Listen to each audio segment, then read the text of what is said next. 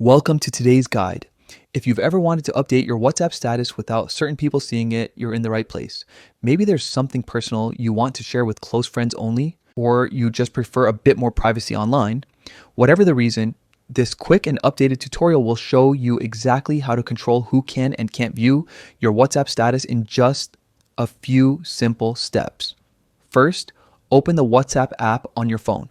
Take a second to make sure you're using the latest version, since privacy settings can look a little different with updates.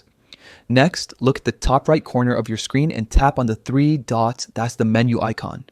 A list of options will appear. From there, select Settings. This will open up your main account controls. Once you're in Settings, tap on Privacy. Privacy is the key area where you control who sees your information, from your last seen to your profile photo and, of course, your status updates. Now tap on Status here. You'll see different visibility options. Choose the one that says My Contacts Accept. This option lets you block specific people from viewing your updates while still keeping your status visible to everyone else in your contacts. After selecting My Contacts Accept, WhatsApp will show your full contact list.